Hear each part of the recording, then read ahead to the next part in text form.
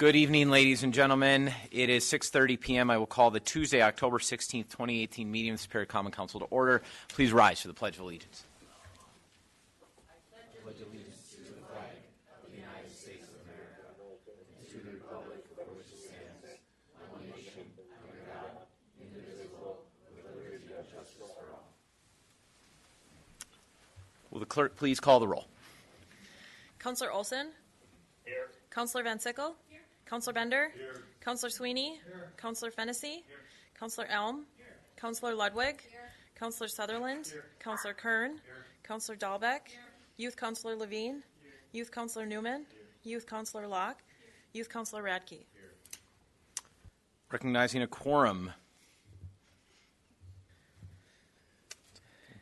Item 4 is approval of the minutes. Second. Motion is by Councillor Dahlbeck. The second is by Councillor Bender to approve the minutes from October 2nd, 2018. Is there discussion? Seeing none, all those in favor, please signify by saying aye. Aye. Those opposed say no. Motion carries. Item 5.1 is the 2019 general fund budget with a request from Councillors Fennessy and Sutherland to discuss funding 3 additional firefighters. Okay, first, is there a motion to open the public hearing? So moved. Second. The motion is by Councillor Bender. The second is by Councillor Kern. Discussion on the public hearing. Your item here, Councillors Fennessy and Sutherland, this is agendized, so if you'd like to move this now would be the time. You have the floor, Councillor. All right, thank you. So last year when the council had our priority-based budgeting retreat, the priority that rose to the top was public safety. At that time, we were also faced with the reality of reducing our firefighting staffing levels with the loss of the SAFER grant. The idea of the SAFER grant was to assist in funding additional firefighters, then ease the city into funding those positions permanently. Unfortunately, through attrition, those positions were never backfilled. And today we're sitting with a really strong budget, a healthy contingency, and we've received a substantial increase in the oil pipeline terminal tax from last year. So I'm asking that we leverage those 3 things together and place the funds in what we all agreed was a top priority. Councillor Sutherland and I have been working on something like this for a while, and the thing we wanted to ensure was the ability to fund those positions permanently. We did come up with a solution that works to fund those positions now and in the future. What that solution looks like is to transfer $173,000 from the oil pipeline terminal tax and transfer $60,000 from the general fund contingency, then use some of the savings of our overtime budget to assist in funding these positions. And that gives us enough to fund 3 firefighters. Now, understanding, all this does is set aside money in the fire department budget. This would still need to go through the process that hiring always does. It would still need to go through the Human Resources Committee and still possibly need to go through Finance if we would so choose. So all I'm asking today, since we're in the middle of approving the budget, is to amend the current proposed 2019 budget, making room for 3 additional firefighters. By moving those funds, we are simply setting the stage, making it a realistic possibility to have that hiring conversation at Human Resources. So I'd like to make a motion to increase placement of the oil pipeline terminal tax in the 2019 general fund budget by $173,000, to increase the fire department budget by $233,000 for 3 additional firefighters, and to decrease the contingency from $167,000 to $107,000. We have a motion on the floor. Is there a second? Second. Motion is by Councillor Fennessy. The second is by Councillor Sutherland. Before we move into general discussion, councillors, we do have people from the public that wish to speak in the public hearing to this item specifically. So first I'm going to call Susie Olson. Reminder that you'll have 3 minutes to speak. And that's a strict time limit, Captain Olson, so I'll give you a 15-second warning if you get close. My name is Susie Olson. I live at 724 North 19th Street. I'm sorry, All right. Do you need me to repeat that? All right, sounds good. Today I'm coming to you on behalf of Local 74. I'm the president of Superior Firefighters Local 74, and I would like to speak about this proposal that's coming forward. Never did I think that we would be in a position like this where counselors actually approached us saying that they would like to offer us 3 more positions, and what a position for us to be in.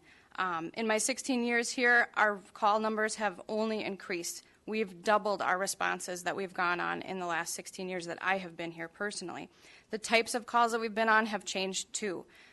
Some of our calls are very time consuming and require a lot of manpower. Case in point, Husky. The one thing that hasn't changed, however, over these years is the expectation of our citizens. And when they call 911, they expect us to handle whatever is thrown at us, and we do. Evidence with Husky. We only had 9 firefighters on duty that day. Only 9, and we were still able to pull it off. Thankfully, we had the ERT from Husky as well.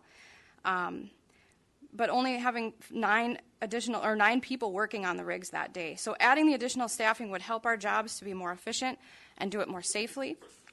It would also give us the ability to fight these fires a little quicker, which would be great and beneficial for our citizens as well. My big concerns here are that this plan is only for 2019. I've spoke with numerous counselors about that. We need to focus on the big picture here. We need to keep these firefighters for the long term, not just for 2019. We need to do this in a fiscally responsible manner so that we can keep these people here. And if that means referring this proposal on so that we can look at it deeper and look at the whole general picture, then that's what we need to support here tonight. We need to look at the big picture. We need to maintain this level of staffing. We need to have minimum staffing so that this staff that you're hiring, these 3 people, are not just going to be used by the fire department to pad our overtime budget.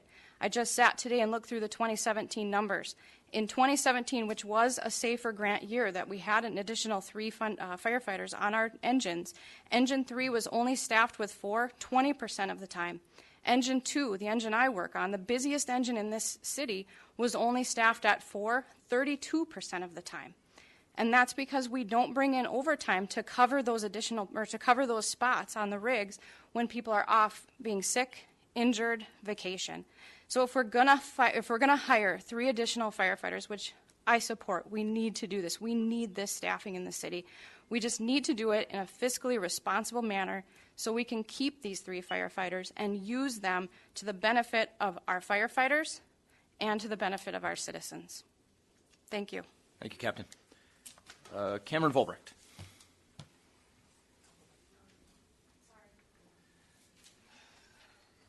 Cameron Volbrecht. I live at 828 Chester Park Drive in Duluth. I'm also a captain on Engine 1, working out at headquarters. I think most of you know me. To reiterate what Susie has said, I've been here for 13 years now. When I was looking through my notes from my interview the other day, looking up information on the Superior Fire Department, the run volume in 2005 was 2,000 runs. This year, we've already run 3,400 and change. So we'll end up with 4,000 runs. So in 13 years since I've been here, we've doubled our run volume.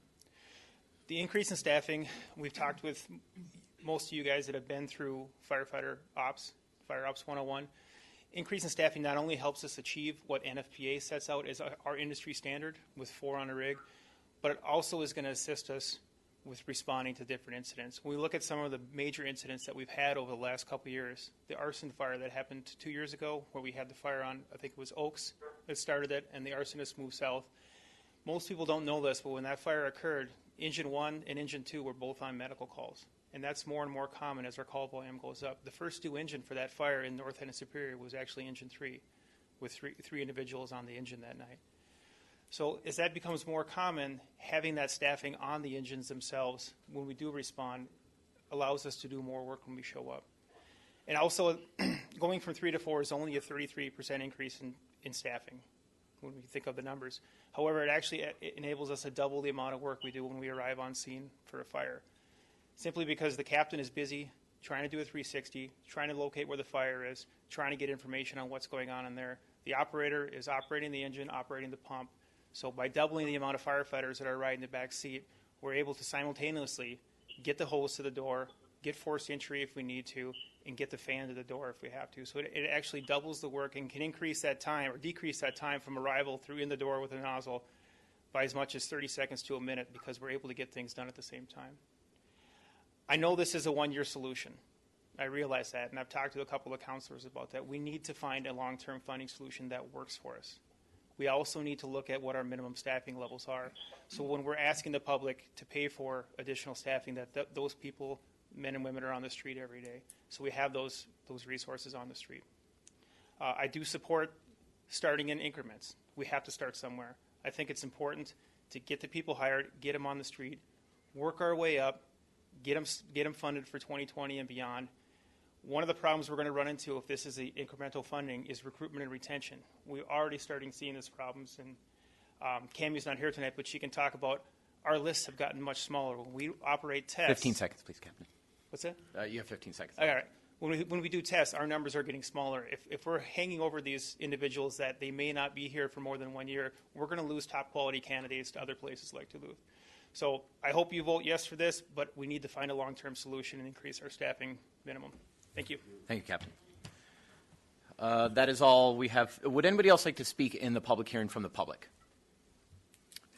Would anybody else like to speak? I'll do one final call before we move to a vote. Before I open this up to the floor, councilors, as usual, I don't want to participate in debate beyond my announcing to you my feelings at the beginning of the debate.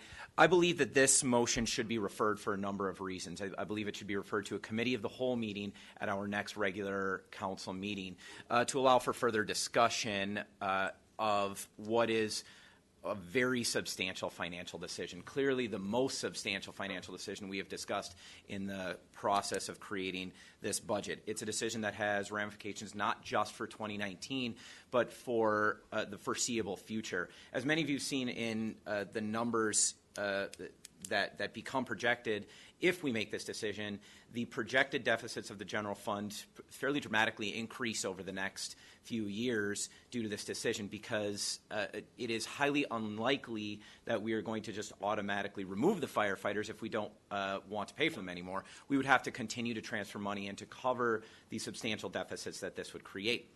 If we continue to transfer that money in, at least for the next 5 years, which is roughly how we project both our CIP and our general fund, it would create substantial deficits within the CIP. We all have a number of projects that we want to pursue, as well as the department heads. So I believe we owe ourselves a very realistic conversation about the capital improvement plan. We owe ourselves a prioritization of that capital improvement plan. I believe that that can be done within the next week if you are all amenable to that. We recently went through the comprehensive outdoor recreation plan, where we were asked to prioritize a number of park projects, and the members of that commission managed to prioritize that within a week. So we could prioritize the CIP within a similar amount of time and still have a prioritized CIP by a committee of the whole meeting in 2 weeks, allowing you more information to make a responsible decision that will have ramifications over the next several years. Finally, I should inject my own opinions about whether or not this is a good idea. I think that we absolutely should increase the level of staffing within the Superior Fire Department. I believe we should increase the level of staffing within 2019. However, we need to determine what that level of staffing is. The number 3 is an arbitrary number. It was chosen, I believe, simply because that was the number of positions funded by the SAFER grant. That does not put 4 firefighters on a rig at all times. We know that. We can afford to do 3 if we transfer this money that's proposed in the motion from the oil pipeline terminal tax to the general fund, and if we continue to transfer that amount and larger amounts in future years to cover both the increase in overall expenses in the general fund as well as the increase that these firefighters represent, as they would get raises every subsequent year after this, we should identify how many firefighters we need on a rig. I believe in a minimum staffing ordinance. I believe we should propose that at the same time that we are going to fund these firefighters, so we know for sure we can tell both our citizens and the firefighters how many firefighters will be responding to an emergency. And finally, we owe ourselves and future councils the responsible decision to determine how this will be paid for. If we don't do that tonight, then every year we'll have to come back and decide how to fund these substantial deficits, as we have had to do in at least the past 2 years where I've been here. That has always been a challenging decision for this council, to make the decision to transfer large amounts of the terminal tax to the general fund. You will now be requiring future councils to transfer even larger amounts in each subsequent year. I believe that that can be a very responsible decision, but we should guarantee that that's going to happen to make sure that we protect our long-term fiscal health within the city of Superior. Lastly, councilors, I believe that we absolutely can do this. I believe that we can have extra firefighters within the Superior Fire Department in 2019. It's my commitment to you to help you do that. It's my commitment to the Superior Fire Department to help them accomplish that, and to the citizens of Superior to make a safer city. We are not prepared to make this decision tonight. There is a large amount of information that we need. This budget process has come a very long way. This is the first time this has been proposed, despite the fact that this budget has been in front of this council now 4 times. Pass the budget, councilors, and then let's go to work and bring new firefighters to the city of Superior. Councilor Sweeney. Thank you. Let me start out by saying I'm against this proposal for some general and specific reasons, and I'm going to go through my general reasons at first. First of all, the mayor develops a budget, presents it to the city council. We've had ample time to look. I didn't realize 4 times. 4 times, that's the number, was brought to us. Nobody said anything about this specific. And then at the 11th hour, somebody comes forth and wants to add 3 firefighters to the budget, either through the contingency fund or and reduce the CIP. I think this is irresponsible. I think this is not good quality decision making. This must be vetted. We've got to properly vet this, and this tonight isn't the place to do it. Now for some specific reasons. That was my general reason. I have many questions, okay? And tonight is not the night for me to ask those questions, okay? As late as last evening, we had a human resource meeting. And at the meeting, we voted, 3 members voted, number 1, the mayor will look at requests from all department heads, okay, and go through that process. And number 2, we're going to look into hiring an expert, perhaps not, to see if they can help us go through this process. This is a process of quality, and this is what we must do. We can't just go ahead and do something. And to my knowledge, the mayor or the fire chief have never talked about this to the finance and to the human resource committee. Now, I could stand corrected on that, but I don't believe they did. So I simply do not have enough information. I'm not for or nor against. I don't have enough information. Some people say about me I never have enough information, but that's not true. I will accept that if I could get 85% of my answers, then I can make a decision. So let the mayor and the department heads do their job, come back to us with the solutions. Thank you. Councilor Sutherland. So my understanding is we've had the SAFER grant 2 different times prior, right? Was it through 2013 through 2017? Was that the correct years? 14 through 17, I'm sorry. And in that time, I feel like we as a city should have found a way to fund these positions. We've had 4 years to do this, and we haven't done that. I know that's not under you, that's previous administration, I get that. However, that should have been thought. I feel like it should have been thought about in this budget. We can't rely on a grant all the time, because that grant is temporary. How do you attract? I get it. How do you attract employment with saying, "Hey, you got to give that speech every time you hire somebody"? You're low on the totem pole. You're on the chopping block if we lose that grant. All we're asking is that we transfer $173,000 from how much money is coming from the oil terminal tax? Is it $6 million, Gene? 6.2. We're asking to take $173,000 of that and provide that to public safety. And Councilor Sweeney's comment, we talked about it in HR. Yeah, we did talk about our staffing needs in HR, but when it comes to public safety, how much more longer can we keep postponing public safety? We talked 2014 and 2017. We should have found a way to fund 3 extra firefighters, and here we are. We haven't found a way. We found a way. We're not exceeding our ERP with this transfer from the terminal tax and oil. And it's kind of ironic that we're asking to fund 3 firefighters from oil. We just fought one of the biggest oil fires in the state. Why can't we use that money to fund 3 more firefighters? And it's not a complete solution to our staffing needs. I get that. It's a start. We got to start somewhere. And if we can start here, and it's for 2019, absolutely, we can find. We've looked at 5 years ahead of us. We can fund these firefighters. We're just asking. We're not taking out a CIP. We're taking money before it gets to the CIP. Am I correct? What I'm asking is, are we taking money from the CIP right now with this request, or are we taking money before it goes to the CIP? There is no adopted CIP for 2019. There's a projected CIP for 2019 and the subsequent years. So we're with a overall budget, you would be reducing that budget, yes. Okay. Well, I think there's other projects we can look at and put on the chopping block before it comes to public safety. So I'll leave it at that. That's where I'm at. Thank you. Councilor Bender. Yes, well, first of all, I agree with many things that have been said here so far, and especially with what Cameron Volbrecht said about going from, in 13 years, they've gone from 2,000 to 4,000 calls, projected calls. And any grant is meant for you to be able to use what money is available from that grant, and then you need to move to the point where you will be able to fund it out of a general budget.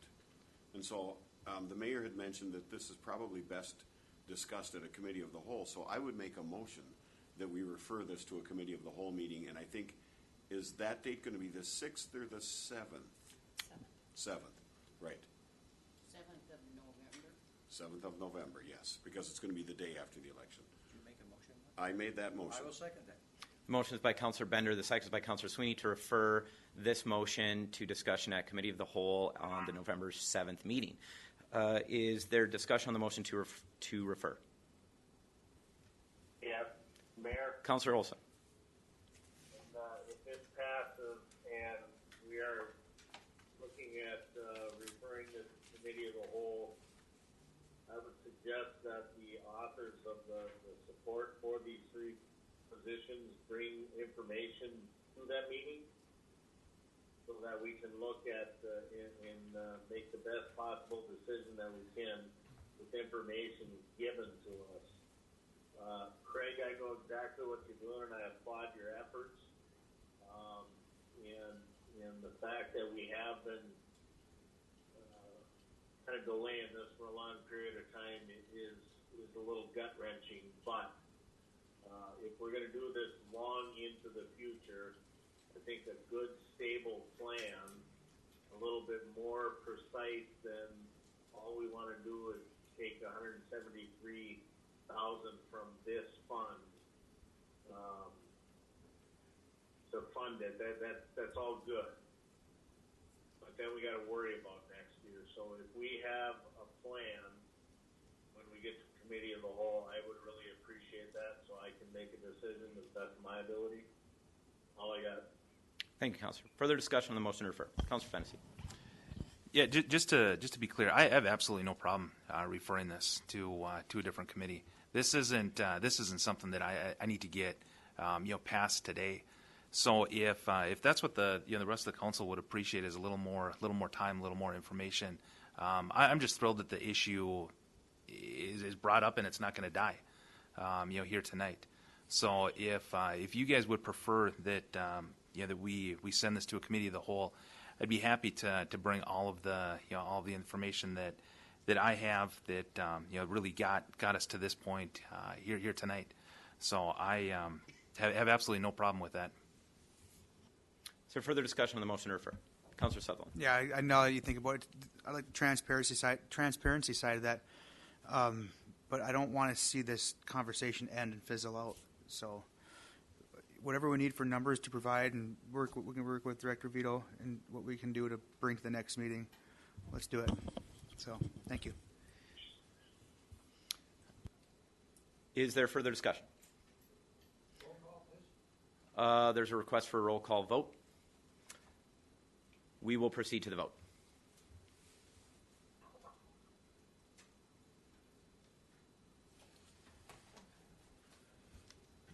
This is for the original motion, correct?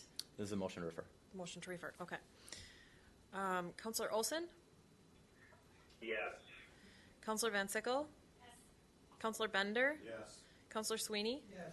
Councilor Fennessy? Yes. Councilor Elm? Yes. Councilor Ludwig? Yes. Councilor Sutherland? Yes. Councilor Kern? Yes. Councilor Dahlbeck? Yes. Motion passes. The motion carries. Thank you, councilors. Just a reminder, as part of that, I will be pushing you with a form of prioritizing CIP projects. We have, I believe, all of the requests in. I'll let Jean speak in a minute. So if there are final requests that you would like to see funded through the CIP over the next 5 years, this is councilors and department heads, please get them in the next 24 hours.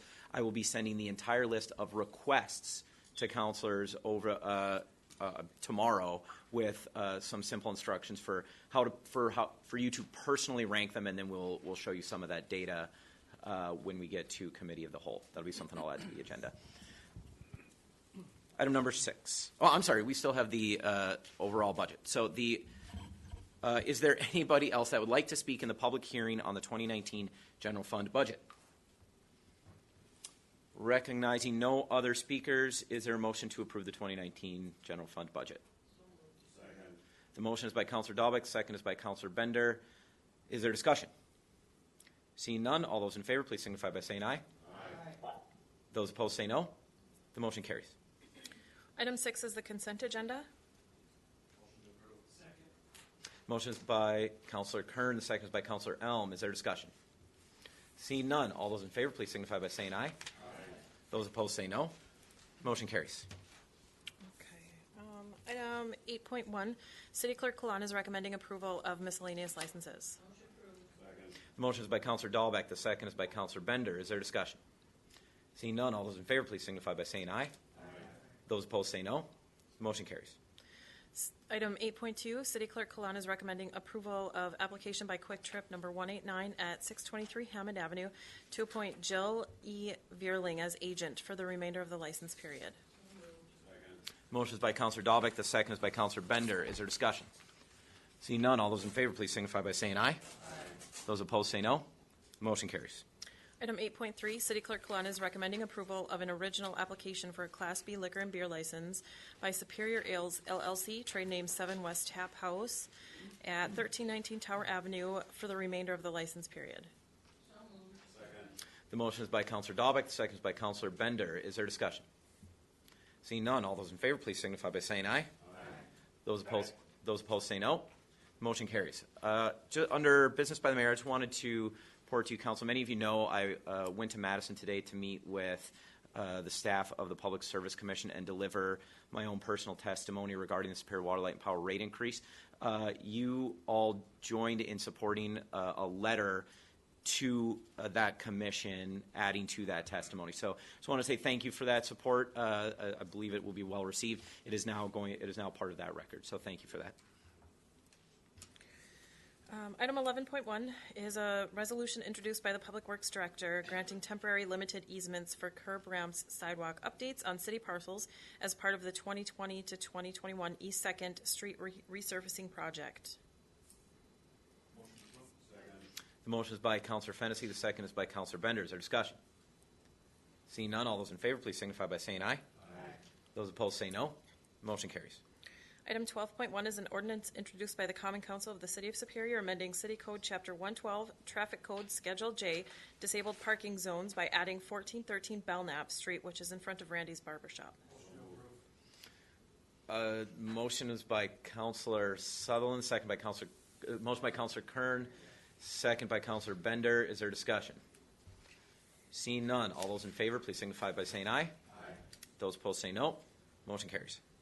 Item 12.2 is an ordinance introduced by the Common Council of the City of Superior amending City Code Chapter 112, Traffic Code, Article 3, Schedule K, disabled do not block sidewalk zones by removing 2214 Oaks Avenue. Motion is by Councilor Sutherland, the second by Councilor Ludwig. Is there discussion? Seeing none, all those in favor, please signify by saying aye. Those opposed say no. Motion carries. Having no further business, the City Council meeting is adjourned. Thank you, councilors.